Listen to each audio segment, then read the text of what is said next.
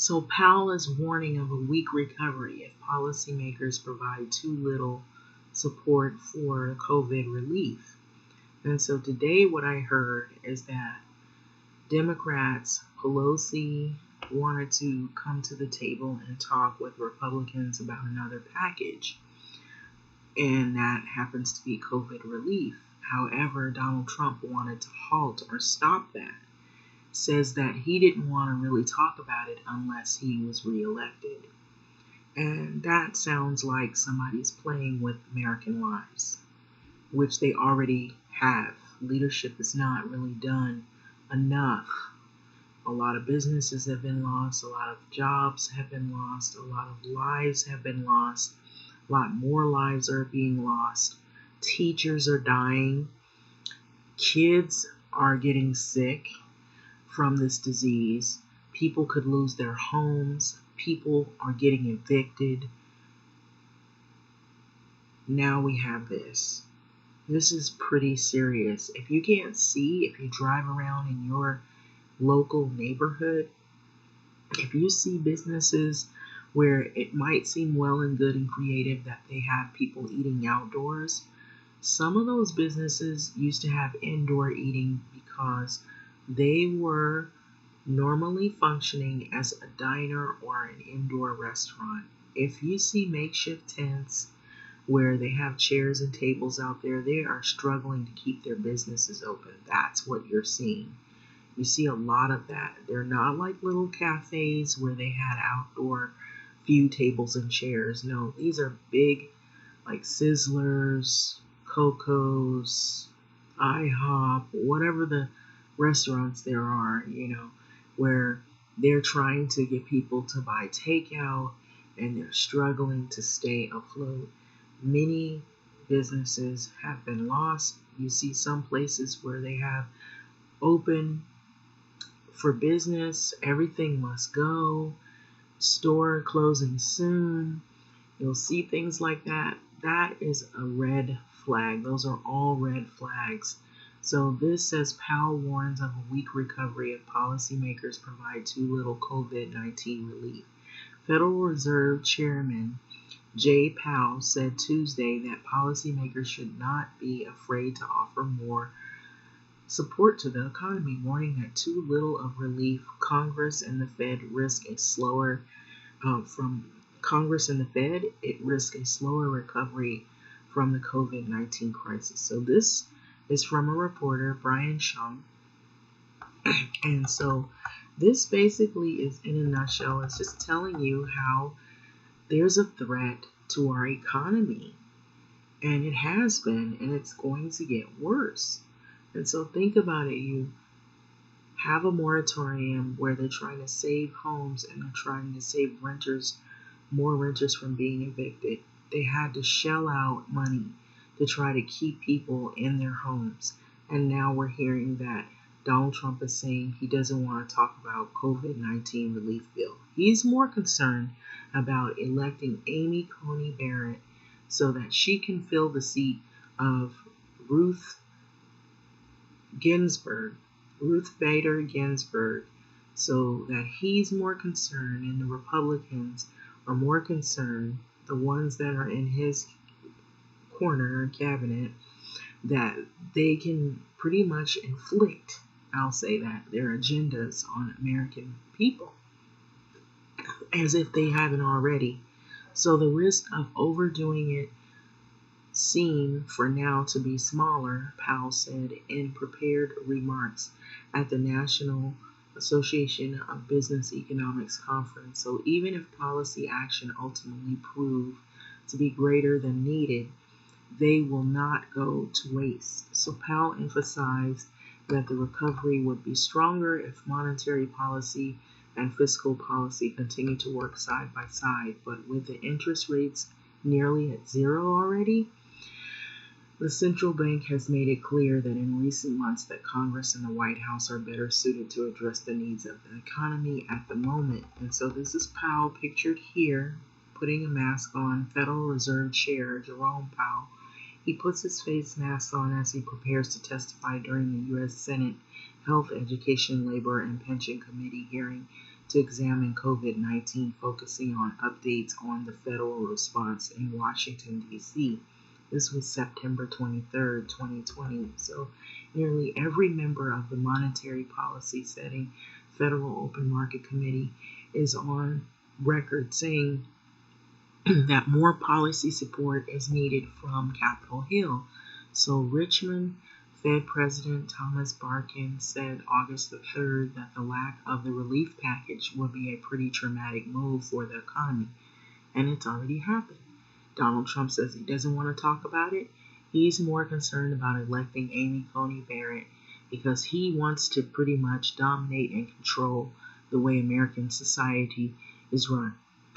So, and it's not necessarily going to be great for all Americans once again, and it isn't now.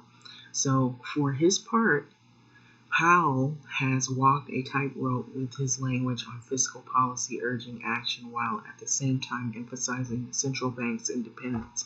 But Powell said that Tuesday the policymakers should be more afraid of offering too little support rather than too much support, given the early stages of the economy recovery, which I don't see it doing very well. And by the way, by Donald Trump saying he's no longer really going to be concerned right now on the stimulus bill, the stock markets have been plunging because of that. So too little support would lead to a weak recovery, creating unnecessary hardship for households and businesses like it hasn't already. It has. We see what it has done. It's taking a beating and people are barely hanging in there. So Powell said that this is creating an even weaker economy. So the Fed's chief remarks come as House Democrats and Treasury Secretary Steven Mnuchin continue to negotiate over a second coronavirus relief package. The Senate Republicans worry about the size of the fiscal package. Powell has said that the middle of the pandemic is not a time to prioritize considerations like the debt. Down the line, though, Powell has said the U.S. budget deficit will need to be dealt with. The Fed's next policy setting meeting is scheduled November 4th and 5th, just after the presidential election. So, I'm going to say this. I believe this, and I know this is going to very well sound very disturbing, but I believe this COVID-19 has been used for a lot of ill political stunts. And what I'm saying is, we see it beginning already, where we've had to have relief packages, we've had to rely on unemployment, some can't rely on that, and now we're being told that we're not going to get another relief package for American people that are suffering and they're trying to survive from job loss, possible eviction, home loss. Your families have been inflicted, or they're dying, or they've been hurt, or mentally and emotionally hurt from this COVID-19 crisis. And now we're being told you'd rather be more concerned about electing someone in a seat, which in fact the woman who actually passed away was warning that she did not want anybody to take her position until after election, which they're going against the grain on, and they were rushing it, and they're rushing right now, and they were rushing the hearing. That's the reason why most of the top aides, some of them, have come down with COVID-19, along with the president's wife and himself, and top officials. And even Biden is warning that he doesn't want to have a debate because more people could catch the disease. Every time you see him, he comes out with a mask unless he's standing behind a podium by himself. And so he acts more responsible than our leadership who we currently have heading things right now. I feel like we've been lied to, and this is my opinion, my personal opinion that I'm entitled to. I feel like we haven't been told the truth. I feel like our leadership knew this virus was here and it was coming, that they knew early on, and they used it for a political gain, and they're still doing that, and it's showing up more and more now, evident that this is for political gain. And so a lot of American lives have been lost. We're at more than 7 million people that have been infected with this virus. I don't see any point that anybody can't see that something is wrong with this. Maybe not drinking enough water, need to see a shrink, you need your head examined or something, but this does not look good for American people, period. So playing and gambling with people's lives, their homes, their livelihood is not a good move. This is a bad move. I really do agree with the one thing I can say I can agree with John Bolton is that leadership is very dangerous that we have, and that it's dangerous for the American people, and it has been, and we see this happening in real time. And so I think it's going to get worse if people make a bad choice and reelect this individual, because if they can't even protect themselves, which I don't know if they are using this to fake that they have it, whether they're faking or not, or they really do have it, which I believe they probably do have it, but they're so maniacal that, even getting sick, they take that for granted. That they've got good health care, they've got the doctors, they've got the medicine, they've got access, they've got money. So screw everybody else. That's the attitude I'm feeling from this individual, that they don't really care about the American people.